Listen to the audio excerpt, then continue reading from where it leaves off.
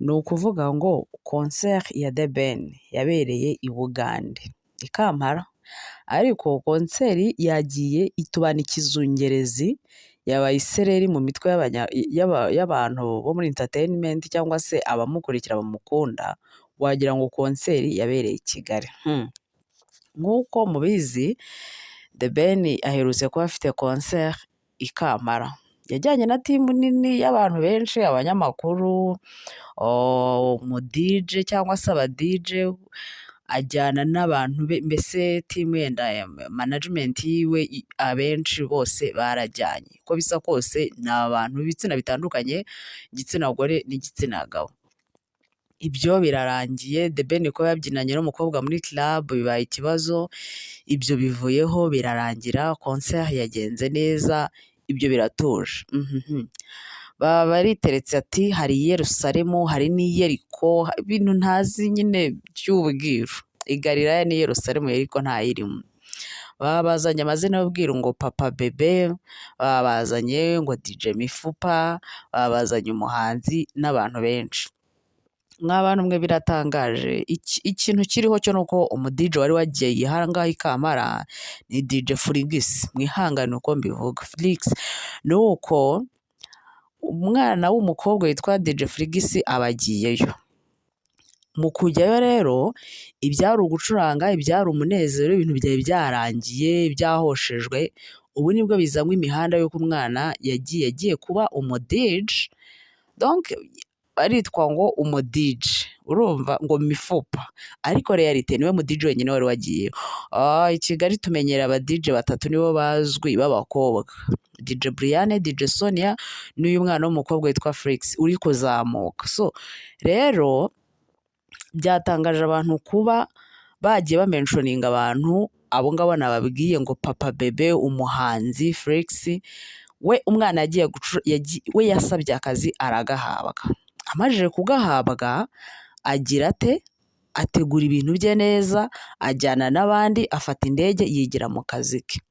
Ariko biratangaje kubona achievement umwana abonye, kubona opportunity abonye. Ntabwo ari ibintu byizana, ntabwo iriya ari opportunity ibonwa na buri muntu wese, cyane yuko Flix ari kugira ate, ni umudj uzamuka, urumva ni umuntu urangwa mu upcoming, ari kuzamuka. Opportunity rero yabonye ntabwo ari iya buri wese, hari n'abagabo batajya babona izo opportunity kandi bamaze n'imyaka irenga 6 mw'ibi bintu. So agiriwe ubuntu aragiye. Impamvu we tumumentioning niwe mudj w'umukobwa wari wagize ute, wari wagiye, ariko abandi ntabwo dukwiye kuba mentioninga, kuko niba havuzwe ngo mu mwandiko, niko numvisha babyita, niba havuzwe ngo Papa Bebe, ntekereza ko muri team ya The Ben yajyanye nawe harimo abantu benshi bafite abana, ku buryo wabatazira izina rihe rya Papa Bebe. Urumva The Ben ubwo afite umwana, Muyoboke afite umwana, n'abandi benshi bajyanye nawe, yaba abo tuzi n'abo tutazi bafite abana. Dushobora kubatazira iryo zina, ariko wakibaza impamvu abantu bari kugaruka kuri Muyoboke na The Ben. Guys, ese ibyo bintu ngo byaba byarabe byo kuvuga ngo yatanze ibyishimo acuranga neza, ngatanga n'ibyishimo mu buriri, ese bibaye byarabaye ni ibintu bakoreye mu muhanda, ni ibintu bakoreye mu isoko, babikoreye muri stade, babikoreye muri concert, babikoreye muri gym, babikoreye muri club, babikoreye hehe, ku buryo abantu bahiye amaso, ibintu byakomeye. The Ben, Muyoboke, Flix yatanze ibyishimo ku babosi be. Mw'abantu mwe, uyu mwana ni opportunity yabonye, ni akazi yabonye, yaragasabye aragahabwa. Ubundi kuki twumva yuko umukobwa wazamutse muri industry, kandi ntabwo ari mu Rwanda gusa, kuki twumva yuko umukobwa wazamutse wa shininze, kuki twumva ko ibyo bintu biherekezwa no kuba nyiri kumuha akazi, hanyuma y'akazi ikindi kiri buze gukurikiraho ari ukujyana mu gitanda? Kuki tutumva yuko we n'imbaraga ze, nk'uko yateye intambwe agasaba akazi akagahawe, kuki tutumva ko ibyo bintu birangirira aho ngaho, ahubwo tukumva ibikurikira hari igitanda? Mw'abantu mwe muhe uyu mwana amahoro. ikindi twumve we ibyo avuga, cyane ko yavuze ko nta n'ikintu bimubwiye, icyo yagombaga gukora ni akazi agakoze neza.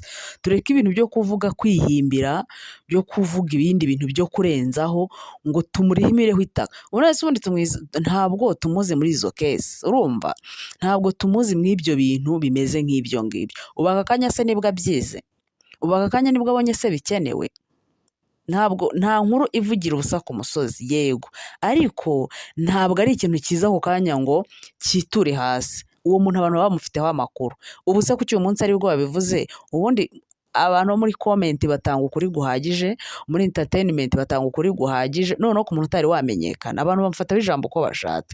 Ntabwo ibyo bintu tubimumenyereyeho ku buryo wumva yuko aka kanya aribwo abitinyutse kubyinjiramo.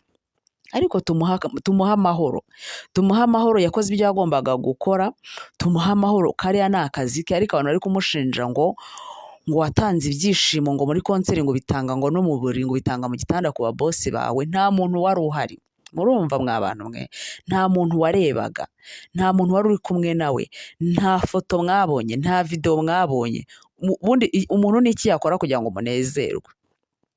Ni iki kintu umuntu yakora kugira ngo wumve yuko yakoze ibintu byashimisha imitima yanyu? Ni akazi yarakabonye. Ibindi bintu abantu bari kongeraho bijyanye ngo n'ubusambanyi bwakorewe hariya, ni ukuri nta muntu wari uhari, nta muntu wabafotoye, nta muntu ufite video yabo.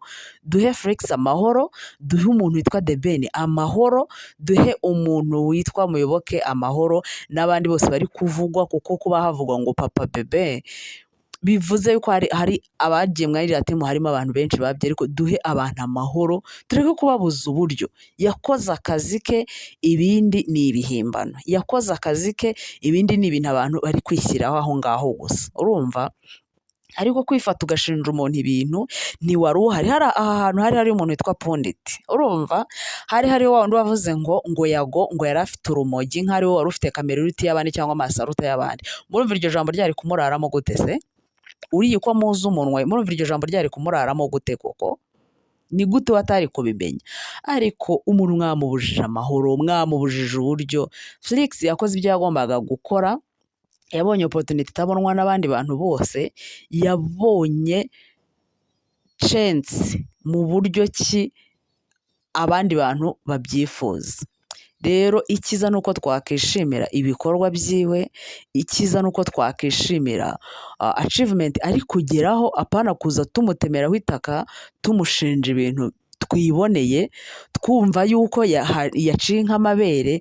Ntabwo abakobwa bose batera imbere biba byaturutse yuko bakoresheje imbaraga zabo n'ubwenge bwabo, ngo hajyeho n'izindi mbaraga zo kuvuga ngo baritanga no mu buriri, cyangwa se harabaho n'ubundi buryo bwo kuba bahuza imibiri n'ababosi babo. Ntabwo abantu bose ari bwo buzima babayemo. Muhe uyu mwana amahoro atuze, mu mwana amahoro ahumeke. Twishimire intambwe nziza ari kugeraho, twishimire iterambere ryiwe, twishimire yuko yateye intambwe akaza gukora akazi kagoye ababyeyi baba batumva, cyangwa se environment, ariko bikaba bitangiye kugira gute, bikaba bitangiye kuba byatanga umusaruro.